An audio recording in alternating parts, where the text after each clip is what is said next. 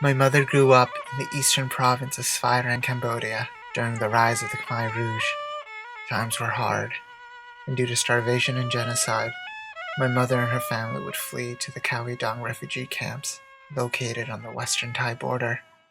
They were sponsored to come restart their lives right here in Boston. Coming to Boston gave my mother and her family a new chance.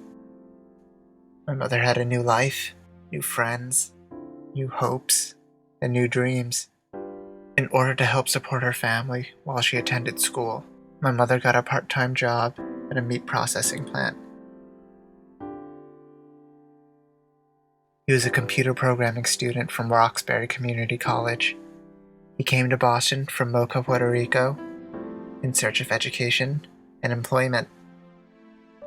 Soon my parents became fast friends. My father always told us that he was somewhat of a ladies' man, but it was my mom who made the first move. She would ask him out to go to her senior prom, and from then on, they were inseparable. A year later, my dad would ask my mother to marry him, and of course she said yes. Families from both sides came to celebrate their union as husband and wife. Both sides embraced each other's cultures, because from that moment on, they were a family. My parents were so happy. They loved each other with all their hearts. A year later, my parents would make their own addition to the family. They had a little boy. That small child you see in my father's arms was me.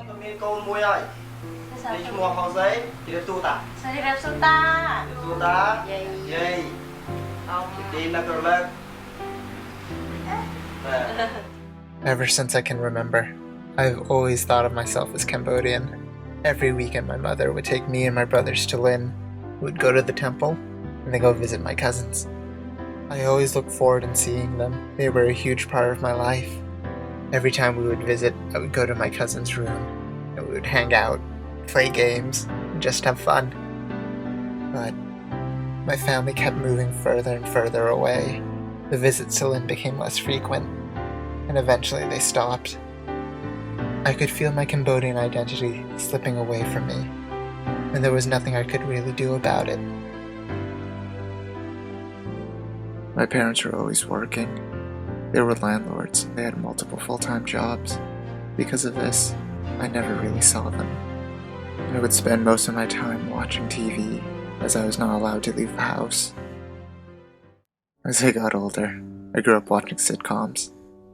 I've always felt that these characters were what I wanted to be, surrounded by friends, just hanging out. But it felt empty. Eventually, my life started reflecting what I saw on TV. I no longer went to the temple. I no longer ate Khmer food, and I no longer spoke Khmer. Any part of me that clung to my community faded into a distant memory. After a few years passed, I met someone who reminded me of my former life. Did you do the homework last night? Yeah. Could you help me? Because I'm kind of stuck. Are you Khmer? Yeah, how did you know? Oh, I'm half Khmer. Really? Yeah, I actually have family in Lynn. Oh, I'm from Lynn. Oh, do you know Chenda So? Yeah, she went to high school with me. Oh, she's my cousin.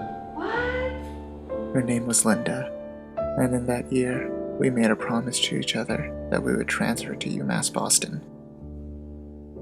From there, Linda introduced me to the Asian Student Center and the Khmer Culture Association. That place was like a second home to me. I made new friends with similar backgrounds, similar interests. Because of that, I wanted to be more involved with the Asian American community. I became the assistant coordinator of the Asian Student Center and became more involved with KCA and the Cambodian American community. I still continue to watch TV, but it is no longer my source of inspiration, because the people around me continue to remind me of who I really am. A friend, a brother, a son, and a Latino Khmer American. And I very much like that.